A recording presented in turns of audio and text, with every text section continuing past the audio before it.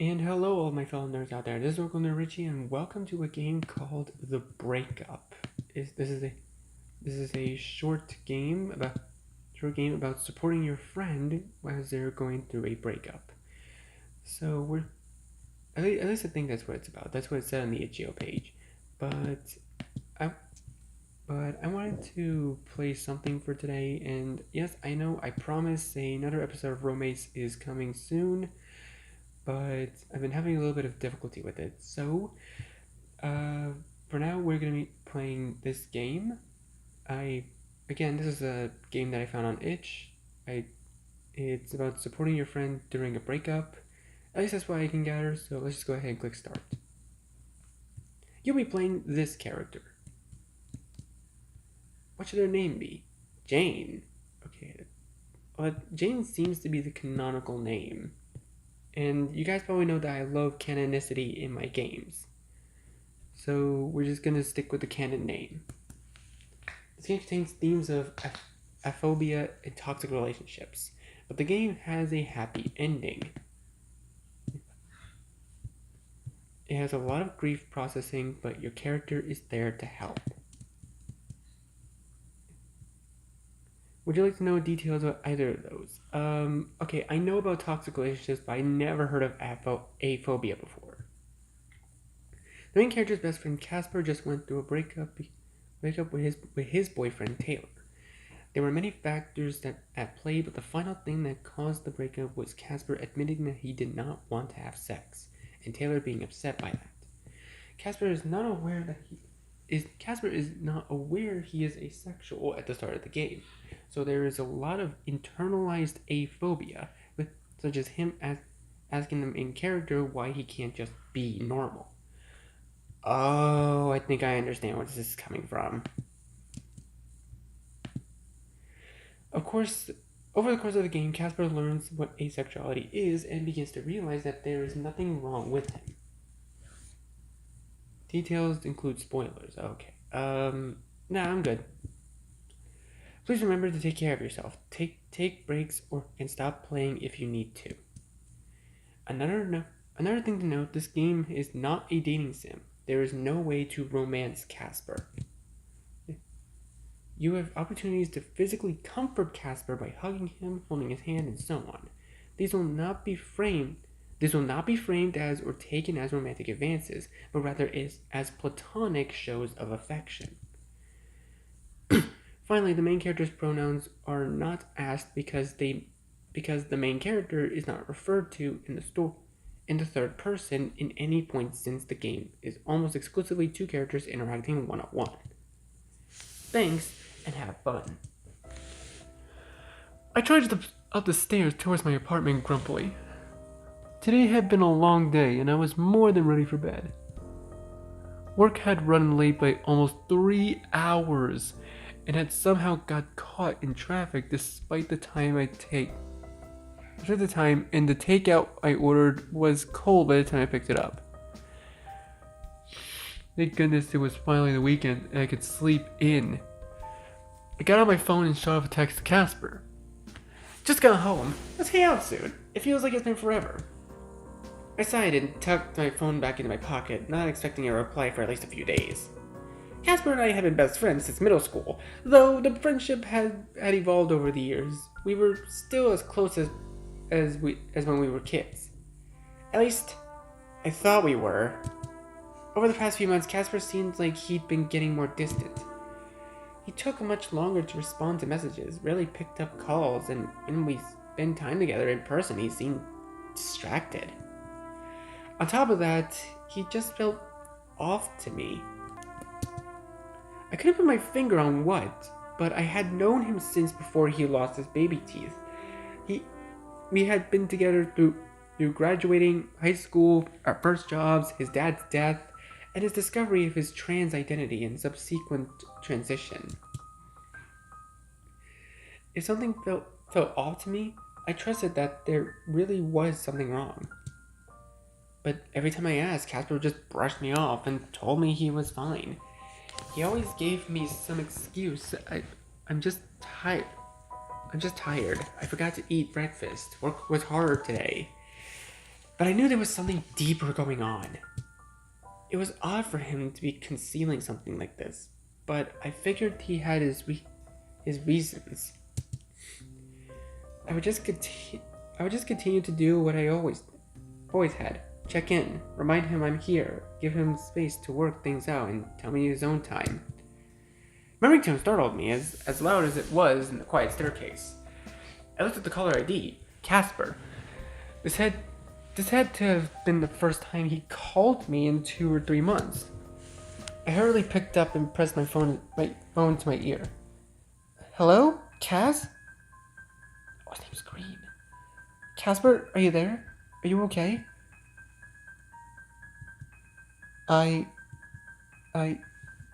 No, I heard Casper's breath catch in his throat, and my heart jumped into my chest. Something was wrong. Tell me what happened, tell me what's wrong, tell me how I can help. All these do kind of seem a little bit pushy. I won't lie.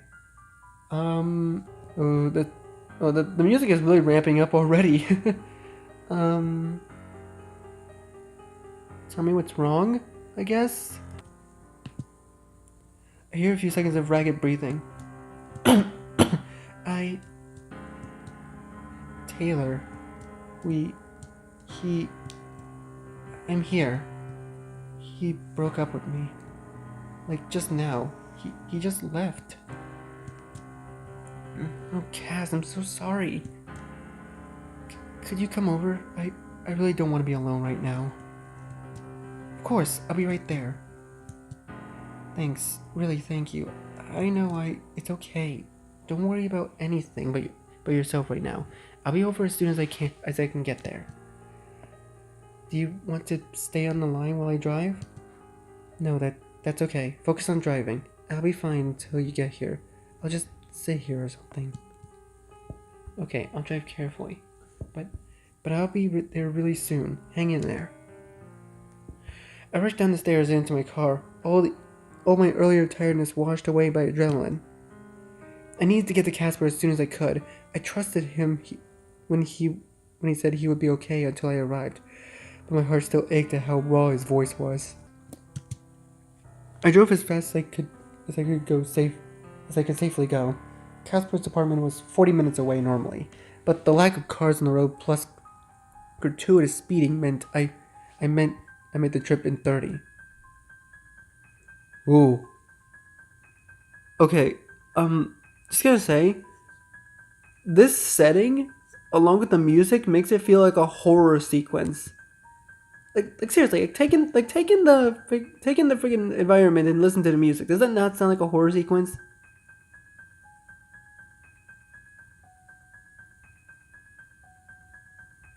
Yeah, it's literally a horror sequence. Like, are we sure this isn't a horror game? When I arrived at Casper's apartment complex, I took the stairs 2 at a time. I knew the way to his apartment, and better than this way to my appearance house by this point, so the complexity was easy to navigate despite the dark. I flew to his door, then slowed in front of it. Knock on the door, text Casper, you're outside, call out to Casper.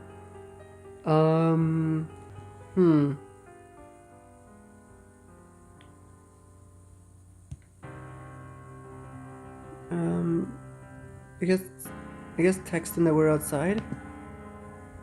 I shot off a quick text to Casper. I'm outside. My phone immediately chimed back. Be right there. Oh, BRT, be right there. Hey, thank you for coming. He kind of looks a little like me. Honestly, he actually looks a little like me. That's kind of weird. Of course. Cass flipped the light switch by the door. I guess I didn't realize how dark it had gotten. Come on in. We stepped inside and I followed Casper into his living room. Cass sat down on the couch and curled his knees up to his chest. Seriously, thank you so much for coming over. I haven't been a very good friend lately, and it really means a lot to me that you came. Let him say what's on his mind, tell him not to worry about it. Hmm. I don't really know what to choose here, but I think it would be healthy for him to just say what's on his mind. Like, don't cut him off or anything. It's what a good friend would do, right? I haven't been very responsive lately. I know I've been spacey when we hang out. I just there's been a lot going on, but I didn't know how to tell you about any of it, and I was worried you would ask questions. I didn't want to think about the answers too. But I still shouldn't have dodged your calls or avoided you like I have been, and I'm sorry. Thank you for coming over despite that. For apologizing. It's okay. It's okay. Don't even worry about it at all. I didn't take it personally. I just figured you had some stuff you were dealing with and that you would tell me about it when you were ready. But, Cass, I've known you for over a decade. I know you didn't mean any harm, and I'm not mad. Thank you. Are you okay with telling me what happened? Cass gives a small nod. I guess I already told you Taylor broke up with me. It's probably for the best. Cass has been so excited when he and Taylor started dating. Taylor was his first boyfriend, and Cass was head over heels for him. I didn't know much about Taylor. I had only met him a handful of times, always in passing. He seemed nice enough. I just nodded at Cass. I didn't really feel like I knew enough about their relationship to comment. Things have been rough for us for a while now. More fighting, more uncomfortable quiet, more nights going to sleep hurt or angry.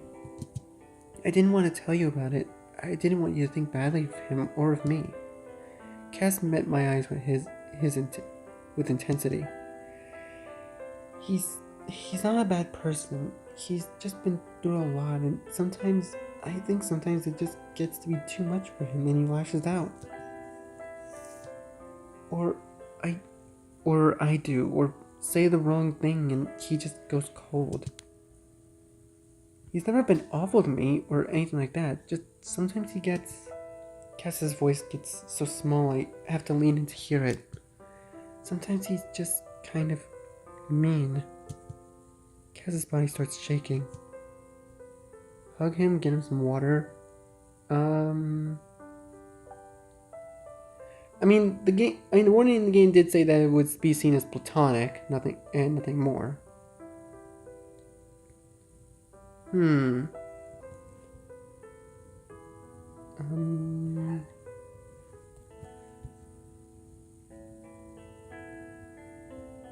I think we should get him some water. One sec. I grabbed a cup of water from the kitchen and handed it to Cass. Thanks. Cass took a few small sips. I think I want to keep talking about this. I didn't tell you or anyone else about this, but I think I need to. I think I should have talked about it earlier, maybe. Another breath, tears well up in his eyes. Maybe things would have gone differently tonight if I had...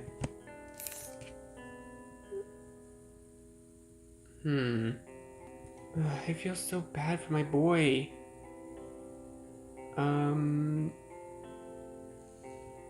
Hold his hand.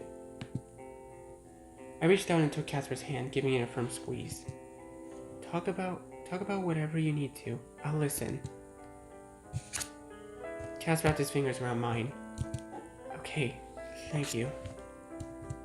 Taylor's last relationship was really bad. Like, really bad. It's not my place to talk about what happened. But because of it, Taylor's always been really insecure. At first I thought it was just a normal relationship thing. It wasn't like it was bad. He just wanted me to reassure him that I loved him pretty often. And I was happy to remind him that because of course I care about him. I want him to know it. But it didn't get better. It got worse as time went on. He started getting really scared when I didn't see him for a while. Especially if I was hanging out with someone else. Easy jealousy, huh? Yeah, I've seen that. I always told him that it was fine, and I made as much time as I could, but it wasn't enough. That was part of why I've been so bad about responding to you. I just didn't want to stress him out. I knew that he worried about it when I saw you, so I just sort of stopped responding. Cass swallows hard. It sounds so bad when I say it like that, huh? He never asked me to avoid you or anything. I just didn't want to hurt him, but I guess I did anyway, huh? I gave Casper's hand what I hoped was a comforting squeeze, and he squeezed back. I haven't been the nicest person to him recently. Casper's voice rose. It just got so frustrating. I kept telling him I cared and that I only had eyes for him, but he just wouldn't believe me. I kept questioning who I was with and where I went. The voice turned to a whisper. I know he was just scared, but I just got so tired of having him constantly explain myself and walk on eggshells around him. I barely had time or energy for anything else. I haven't gone running in almost a month. I've barely even cooked recently. So I guess I started getting short with him, and he took longer and longer to text him. It took longer and longer to text him back, but of course that just made everything worse. Tonight everything just all came to a head. Cass let out a sob. I need a second. We don't have to keep talk. Cass shook his head firmly. No, I need to talk about this, but I can't deal with it right now. I need to pull myself back together. I understand. Do you want to watch a show? Do you want to go for a walk? I think going for a walk is probably the better option of the two. Because if you're dealing with something like this, then you might need a little bit of fresh air. You know, like fresh air usually does the head good. Well, usually I say it doesn't work all the time. So yeah, because like everyone is different. Everyone deals with their demons their own way. If I were to suggest something, I think maybe a walk would help. In the middle of the night? Sure, why not? I tried cracking a joke to see how it would land. I'm pretty sure the two of us could take down. I looked Casper up and down. Like, at least 3.5 bears? That wasn't absurd enough to startle a laugh out of Casper. The whole walk sounds good. We went for a walk until Casper calmed back down. Oh. We went to Casper's room tonight, together, and sat down on the bed.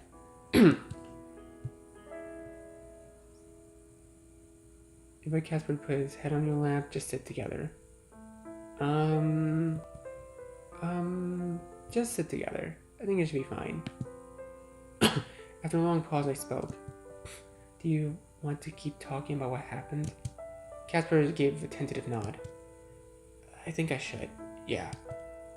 Casper took a deep breath and held it for a moment, then let it out. Okay, I need to give you a little more background first, though.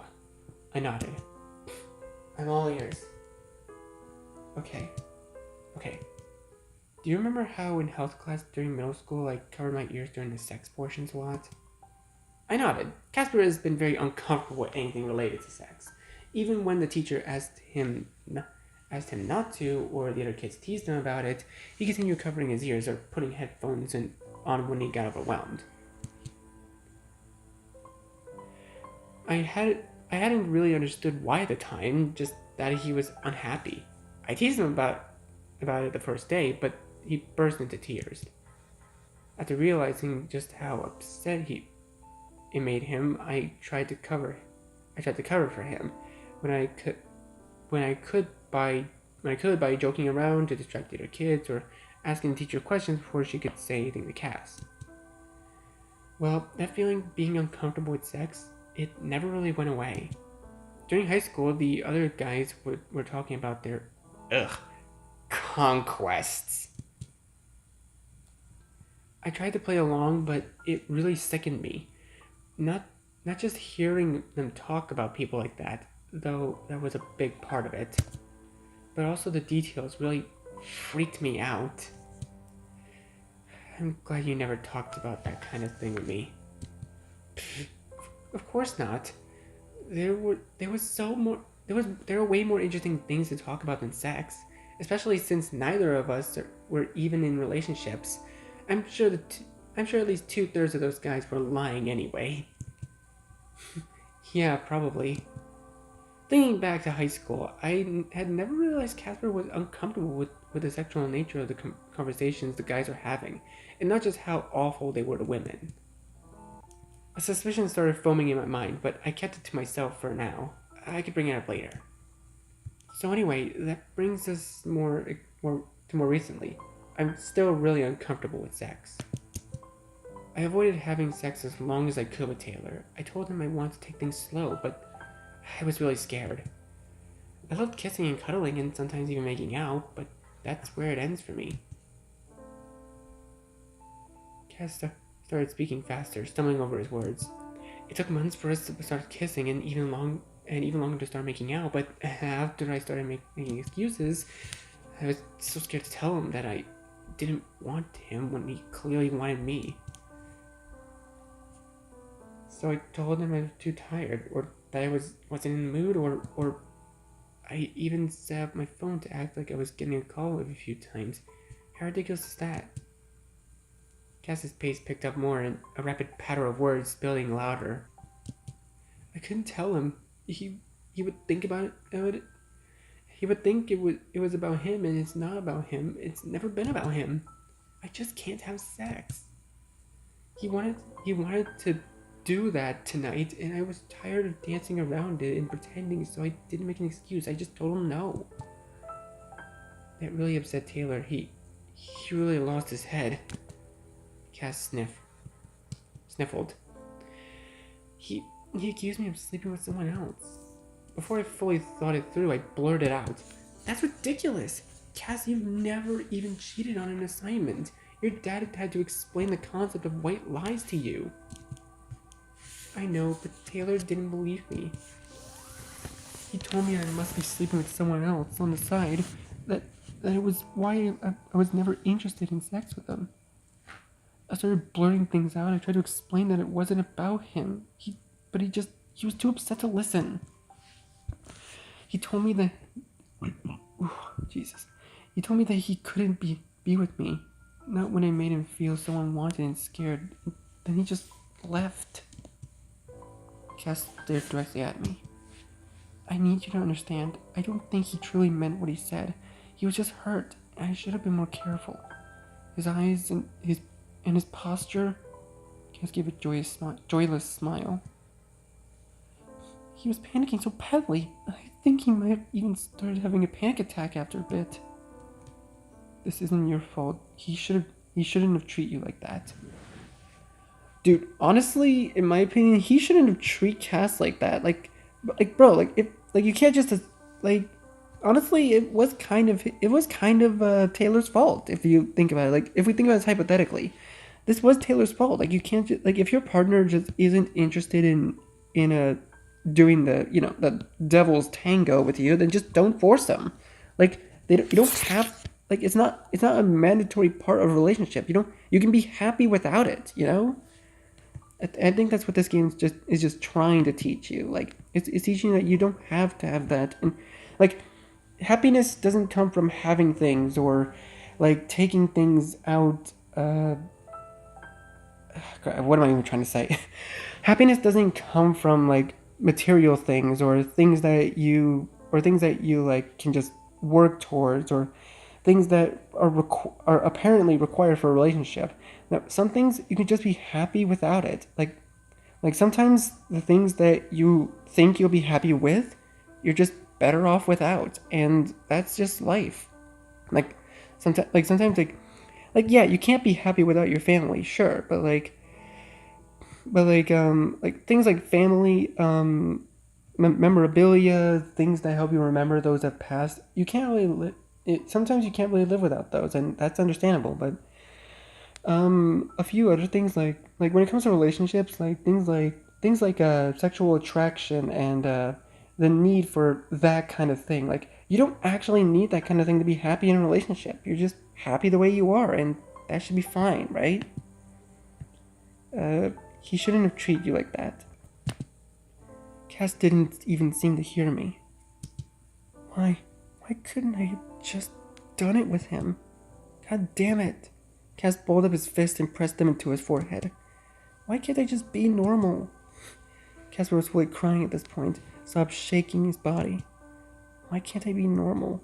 Why do I have to be some freak who can't do it with his partner? I love him so much, but I just couldn't. He gasped out another sob. Not even for Taylor. I just couldn't. Tell Casper he might think he's ace. Try to help him calm down first.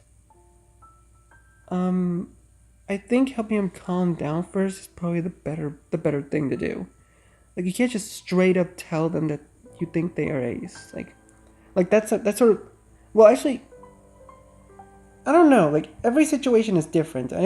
But in this case, I don't like if they're being like this. I think the best option is to help calm them down first. Like try to be reasonable. Help him calm down first. I spoke softly but firmly. Hey. Cass didn't respond. He wasn't even looking at me. I tried again a little bit louder. Hey, Casper. Hey, look at me. This time Cass startled slightly, then looked at me. His eyes were glassy and distant. I spoke slowly, making eye contact. Casper, I'm glad you're processing this, but I think we need to bring you back down a little. Okay? Casper shook his head and let out a stuttering breath. Okay. I started on a grounding technique Casper had told me about. He had learned it from a therapist shortly after his dad died. Can you tell me 5 things you can see? Casper's eyes flitted rapidly from spot to spot, not quite focusing. There's you next to me. Yep, what else? And there's the window over there. And my plant by the door. I nodded. That's 3. My desk too. And there's the book I was reading on it. As he spoke, Casper's breaths were slowing and his shaking was subsiding slightly. Good job, you're doing great. Can you list 4 things you can hear? Yeah, there's an air conditioner running. I think I hear a car going by outside. We continued this way, counting down things Cass could see, hear, feel, smell, and taste, until his breath came back to normal. Eventually, Cass had calmed back down. He decided to broach the topic of his sex aversion. Hey, Cass? Yeah? Have you heard of the term asexual? Asexual is where it's someone who doesn't want to date anyone, right? I shook my head. No, you're thinking of aromantic. People get them mixed up or conflate them a lot. I paused for a moment, trying to work out exactly how to say what I meant to. Asexual in most simple terms means someone who doesn't feel sexual attraction. There's a spectrum, of course, but right now we don't need to go into that. What's important is that some asexual people are also sex repulsed, which means they're disgusted or uncomfortable with the idea of doing that with someone. I paused again as Cass stared up at me, into understanding not quite dawning on him yet. I think there's a pretty good chance that you're asexual, and it sounds like you're sex repulsed too. There's a word for that kind of thing? I nodded several times firmly. Yeah, and there are a lot of other people who feel like you've been describing. Cass's eyes widened. What does that mean? My chest felt heavy thinking about how Cass must have been carrying his feelings without telling me or anyone else. I spoke with fervor, desperately needing my words to get through to him. Cass, it means there's nothing wrong with you. You're not a freak. You're not broken. There are hundreds of thousands of people who feel this way, and there's nothing wrong with it. I could see him turning it over in his mind. I'm not broken? I shook my head. No, of course you're not. I think I need a second to think about all this. You promise you're not just making this up or something? No, I would never. Cass nodded quickly. Yeah, sorry, of course you wouldn't. I'm just gonna think for a bit, okay? Do you want me to sit here with you while you do? Cass shrugged. Okay, I'm just going to be in my own head for a while though. Might do a little reading about asexual people on my phone. I sat beside Casper as he read articles by and about ace folks. I couldn't see the gears. I could see the gears turning in his head, but I stayed quiet and waited for him to be ready to talk again. After an hour or so, I hopped up to use the bathroom. When I came back to the room, it was dark. Casper must have turned the lights off while I was away. He sat still on the bed, the light from his phone illuminating his face. Hey, I'm back.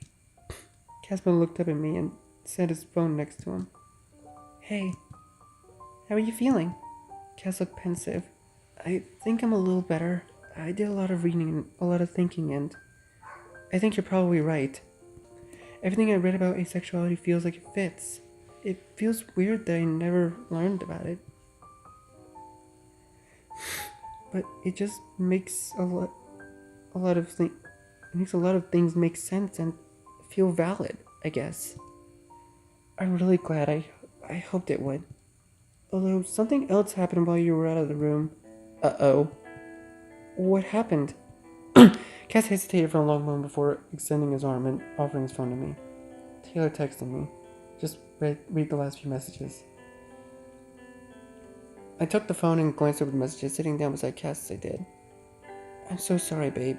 I should never have said that. You just make me so scared and insecure sometimes. Are we okay? Please say yes. Casper watched me, gauging my reaction. I felt angry that he was blaming Casper, astonished that he was trying to brush it off. Honestly, I felt kind of bad for him. I do not feel bad for Taylor whatsoever. I'm sorry, I just don't feel bad for Taylor. He fucked up. He really messed up. Like, you shouldn't treat your partner like that. I felt angry that he was blaming Casper. I think that describes it right now. I feel pretty angry with them. But Casper doesn't want me to see him as a bad person. I felt astonished that he was trying to brush it off. The text was just so weird. It was a backhanded apology, an accusation, and emotional manipulation all at one. How could he have yelled at Casper like that, walked out, and then texted him a few hours later hoping things were fine? Does the text feel kind of weird to you, too? Yeah, it does. It feels manipulative, and like he's blaming you for what happened. Cass gave a terse nod. I thought so too. I just didn't know if it was me being defensive. You're allowed to be defensive right now. It's not.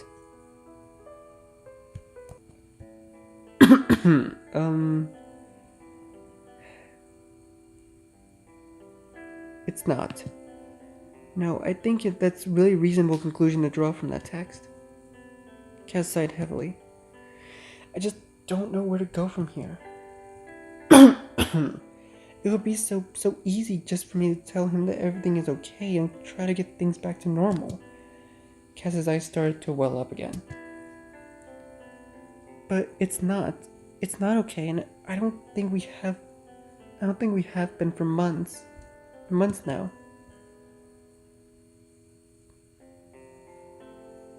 Put your arm around him. I wrapped my arm around Cass's shoulder and pulled him against my side. He leaned into me and nuzzled into my shoulder. I don't think this is healthy. Not for him and not for me either. Tears were falling from Casper's eyes again, but it was different from before. He felt less panicky, and he wasn't blaming himself. He was crying, but he wasn't sobbing or shaking. There was a sense of melancholy, but just resignation in his words. He breathed a few times, slowly preparing himself. I think that we shouldn't get back together. It hurts so bad to say that. I love him so much, and I don't want this to be how things end. But he's getting worse, and there's nothing I can do to help him, not like this. Casper looked down, ashamed. And I don't like the person I've been becoming these past few months. I don't want to be short with my boyfriend, or go as my best friend, or drop my hobbies or interests. Cass lowered his voice and asked attentively, "Does that make me a bad person? That I can't keep doing this?" I held Casper tight against me. "No, of course not. Do you think that I'm making the right call? I really don't think that's my decision." I think so. I think so. From everything you told me tonight, yeah. It doesn't sound like being together with Taylor is good for either of you anymore. Cass gave himself a small nod, then yawned widely. I think I'm going to wait until morning to respond to him anyway. Casper's wide yawn made me yawn as well. That might be a good idea. Now that I've calmed down, I feel like I'm going to fall asleep any minute. Do you want me to go home so you can sleep? Casper clutched my hand and shook his head. Can you stay still? I'm more okay now, but I still don't want to be alone. And it's really, really late, but I don't want you to drive when you're this tired. Alright. I'll head to the couch then. Would you like me to sleep here with you? Would you like me to sleep here with you? That would be nice if you're okay with it. I am. Casper shimmied down under the covers and I joined him. I found my eyes growing heavier by the second. Drift off, stay awake until Casper falls asleep. Let's go with the first one. I tapped my cheeks a few times to wake myself up. Casper looked at me quizzically through half-closed eyes. I want to make sure you fall asleep before I do. Thank you. With a few minutes, I heard Casper breathing change to the slow, rhythmic breaths of sleep.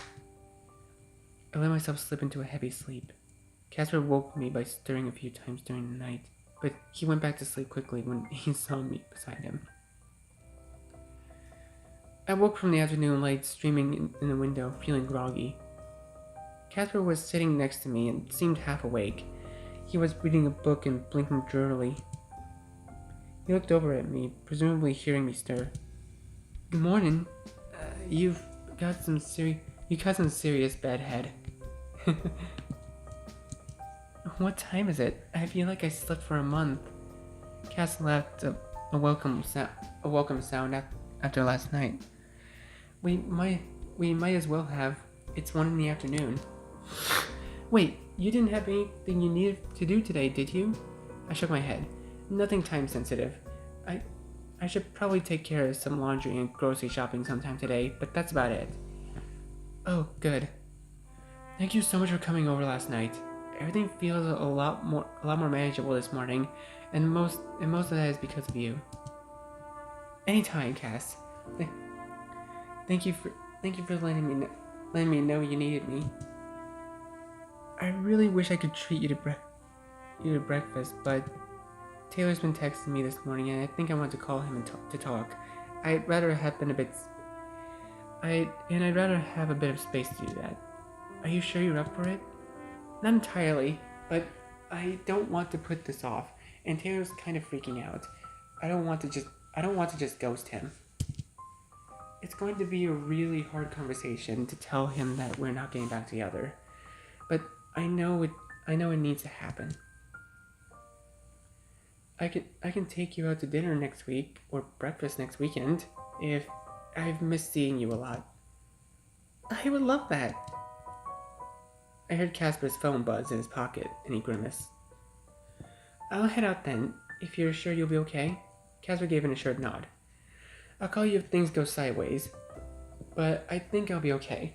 And besides, I need some alone time to process everything anyways. Casper walked me to the door. You know what? After all that, I give him a hug. I wrapped my arms around my best friend and squeezed. Casper hugged me back tightly for a few seconds before letting me go. I'll see you soon, okay? I promise. No more avoiding your calls or texts. I'll count on it. See you later, Casper. Bye, Jane. And thanks again. With that, I walked away, hearing Casper shut the door behind me. A day passed before Casper messaged me again. The conversation with Taylor had gone about as well as you could expect. Taylor was very upset, but Casper had held firm on his decision and ended the relationship. Casper also kept his word. It became much easier to get a hold of him, and we started seeing each other more regularly. After a few weeks, Casper received word from Taylor. Fortunately, it wasn't to try to get back together, but instead to let Casper know that he was starting therapy. Taylor realized that he had been both pushing Casper away and avoiding getting help because of the core issues at play. I was glad he recognized that he needed help, and glad that he hadn't tried to get Casper back. As for me, Casper, well, I'm not sure what exactly we'll be doing in a few months or years. But he was the best friend I've ever had, and certainly can't see that changing. The end. Oh, that was a pretty good story.